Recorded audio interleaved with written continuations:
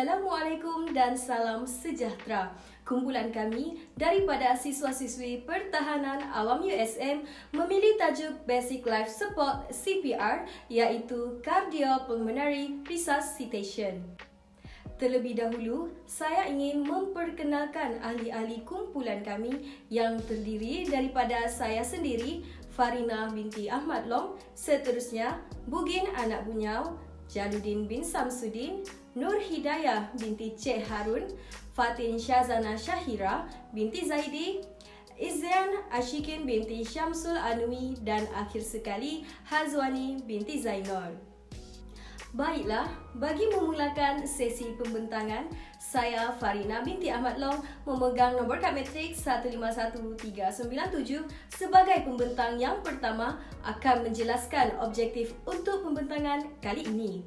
Pertama sekali, kami ingin menjelaskan maksud CPR dengan lebih terperinci. Selain itu, kumpulan kami juga ingin menyenaraikan peringkat-peringkat kematian yang terbahagi kepada dua, seterusnya menyenaraikan langkah-langkah asas dalam melakukan Basic Life Support CPR. Assalamualaikum dan salam sejahtera. Nama saya Jaludin bin Samsudin, nombor matrik 151800, akan membentangkan berkaitan dengan sejarah CPR. Resusitasi jantung dan paru-paru atau lebih dikenali sebagai Cardiopulmonary Resuscitation iaitu CPR yang merupakan teknik pertolongan pertama untuk mempertahankan sirkulasi darah pada seseorang yang jantungnya berhenti berdenyut disebabkan oleh sesuatu kemalangan.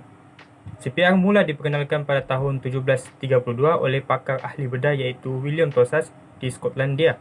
Pada tahun 1732 juga, William Tosas memperkenalkan teknik CPR iaitu mouth to mouth yang bermaksud pertolongan dari mulut ke mulut. Seterusnya, beberapa tahun kemudian, teknik CPR yang diperkenalkan oleh William Tosas telah diperkembangkan oleh Dr. Edward Schaefer iaitu dengan pertolongan pertama dengan menekan dada seseorang individu untuk merangsang aliran pernafasan. Teknik CPR ini yang diperkembangkan oleh Edward telah digunakan pakai dan mula diperluaskan selama bertahun-tahun. Pada tahun 1963, Amerika Syarikat mula mengesahkan bahawa CPR ialah teknik yang sangat penting sebagai asas dalam menyelamat. Assalamualaikum dan salam sejahtera. Nama saya Hazwani binti Zainal, bernombor kad matrik 151153. Baiklah, saya akan menerangkan mengenai CPR ataupun dikenali sebagai Cardiopulmonary Resuscitation. CPR ini merupakan satu tindakan bantuan awal bagi memulihkan mangsa yang terhenti pernafasan dengan menggunakan teknik tekanan di atas dada, iaitu tekanan dari luar dan juga bantuan hembusan pernafasan. Maksudnya di sini, ini merupakan satu langkah bantuan awal bagi memulihkan mangsa yang tiba-tiba terhenti pernafasannya dengan menggunakan 30 tekanan dan juga 2 hembusan bagi melengkapkan satu kitaran, manakala bagi melengkapkan satu pusingan memerlukan 5 kitaran. Teknik CPR ini boleh menggunakan Dr. ABCD. Baiklah, teknik Dr. ABCD ini akan diterangkan oleh rakan pembentang yang seterusnya. Assalamualaikum, saya Izzian Ashikin akan menerangkan tentang protokol CPR. Terdapat 6 protokol CPR yang perlu kita fahami iaitu danger, response, shout for help, airway, breathing dan compression. Untuk memudahkan kita ingat protokol ini, kita boleh menggunakan formula Dr. SABC. Baiklah, danger. Langkah pertama sebelum melakukan CPR adalah membuat penilaian dan keselamatan.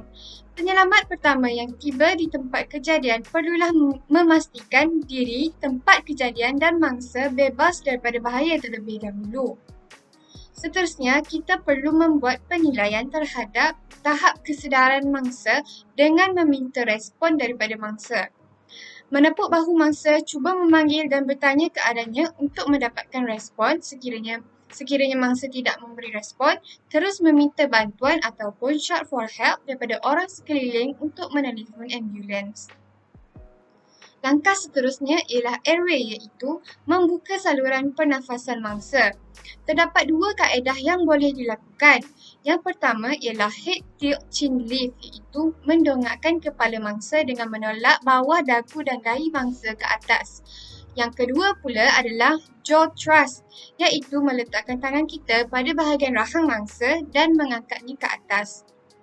Jaw thrust biasanya dilakukan kepada mangsa yang mengalami trauma ataupun spinal injury. Seterusnya adalah breathing. Untuk langkah ini, kita gunakan konsep 3M, iaitu melihat, mendengar dan merasa. Apa yang kita perlu lihat ialah pergerakan turun naik dada mangsa untuk memeriksa sama ada mangsa bernafas ataupun tidak, sekaligus mendengar dan merasa pernafasan mangsa. Langkah seterusnya iaitu compression, memberi tekanan ke atas dada mangsa. Sekiranya mangsa tidak bernafas, lakukan tekanan sebanyak 30 kali dengan kedalaman mengikut kategori mangsa dan diikuti dengan 2 hembusan. Posisi tubuh penyelamat perlu berada di sisi mangsa dan paras bahu perlu selari dengan tempat tekanan pada dada mangsa. Ulangi proses tadi sebanyak 5 kitaran iaitu bersamaan 1 pusingan lengkap, kemudian periksa nadi mangsa. Akhir sekali, apabila mangsa kembali bernafas ataupun mulai sedar, lakukan recovery position dengan membaringkan mangsa ke satu sisi seperti dalam rajah berikut. Salam sejahtera, saya PKS Bugin dan saya akan menunjukkan kepada anda bagaimana melakukan CPR sebelum berlakunya COVID. Okay. Langkah yang digunakan adalah Dr. SABCD. Langkah yang pertama adalah danger, di mana kita kena pastikan keselamatan penyelamat dan keselamatan mangsa. Keselamatan penyelamat kita kena pakai sarung tangan dan pakai apron. Dan untuk mangsa kita akan berjalan di sekeliling mangsa untuk memastikan mangsa bebas daripada alat-alat yang berbahaya dan berada di kawasan yang selamat. Kita akan cek juga badan mangsa untuk mengeluarkan apa-apa yang berbahaya daripada badan mangsa. Baiklah, seterusnya adalah R. R adalah respon, mana kita akan cek respon mangsa. Caranya adalah cek. Okey, kalau mangsa tak ada respon, kita akan teruskan dengan langkah seterusnya. Baiklah, langkah seterusnya adalah S, iaitu shout for help. Shout for help, kita minta bantuan orang sekeliling untuk call ambulan ataupun dapatkan AED. Contohnya, cik, boleh tolong call ambulan dan dapatkan AED. Tapi kalau anda bersendirian, anda boleh menggunakan telefon anda, call 999 dan pastikan speaker anda dalam keadaan mod pembesar suara. Baiklah, kita akan pergi ke langkah seterusnya iaitu A, iaitu airways. Di bahagian airways kita akan cek bahagian pernafasan mangsa dan kita akan menggunakan teknik LI. Mana? L bahagian dahi, I bahagian dagu, dan kita dongakkan mangsa untuk membuka saluran pernafasan. Kita juga perlu buka mulut mangsa untuk lihat sama ada benda asing ataupun tidak. Kalau ada, kita akan keluar cungkir menggunakan jari. Langkah seterusnya adalah breathing, di mana kita akan menggunakan teknik 3M, itu lihat, dengar dan merasa. Melihat, tekniknya adalah kita dongakkan kepala mangsa, kita dengar dan kita lihat bahagian dada mangsa sama ada tak pergerakan dada. Mendengar adalah mendengar bunyi nafas mangsa dan merasa hembusan nafas mangsa. Kalau tiada, kita akan teruskan dengan langkah yang seterusnya. Baiklah, kita akan teruskan dengan langkah yang seterusnya, iaitu circulation. Circulation di mana kita akan memulakan tekanan ke bahagian dada mangsa selepas mangsa tidak memberikan apa-apa respon. Jadi nisbah yang digunakan adalah 30 tekanan, 2 hembusan. Jadi cara untuk membuat tekanan adalah jari yang paling lemah berada di bahagian bawah dan yang paling kuat berada di atas, macam ni. Dan kita letakkan di bahagian dada mangsa dan kita akan memulakan tekanan sebanyak 30 kali. 1, 2, 3, 4, 5, 10. 1, 2, 3, 4, 5, 20. 1, 2, 3, 4, 5, 30. Selepas lengkap 30 tekanan, maka kita akan memberikan 2 hembusan kepada mangsa. Okey.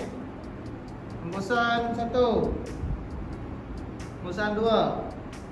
Okey. Selepas siap hembusan, kita akan sambung lagi untuk melakukan tekanan sebanyak 30 kali di badan mangsa. Okey, buat tekanan sampailah bantuan ambulan dan AED sampai ataupun sampai mangsa akan sedar. Baiklah, seterusnya adalah jika mangsa sedar, kita akan letakkan mangsa di dalam posisi pemulihan, di mana tangan sebelah kiri akan letakkan bahagian ini dan tangan sebelah kanan akan dibawa ke kepala sebelah kiri, dan kita akan pegang mangsa di sini dan kita akan tarik mangsa supaya dalam keadaan seperti ini, supaya mangsa boleh relax dan berehat. Okey, itu saja daripada kami. Sekian, terima kasih. Seterusnya, saya Nur Hidayah binti Cik Harun memegang nombor matrik 154015 akan menerangkan tentang komplikasi CPR.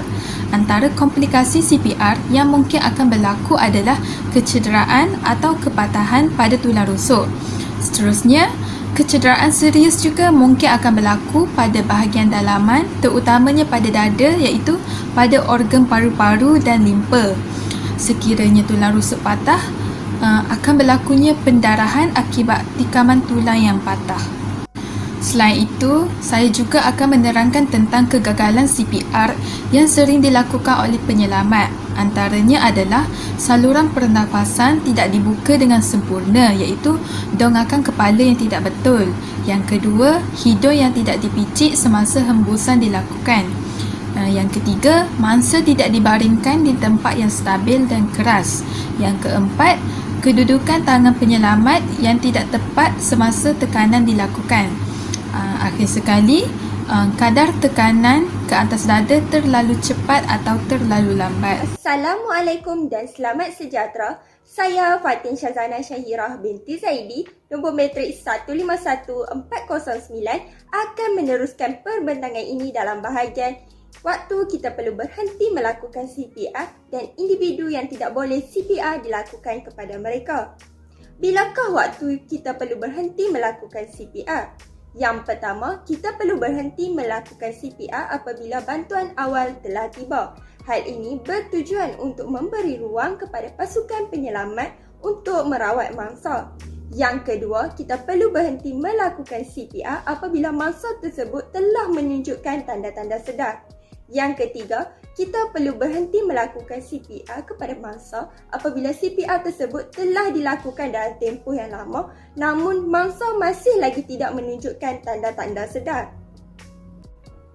Siapakah individu yang tidak boleh dilakukan CPR kepada mereka?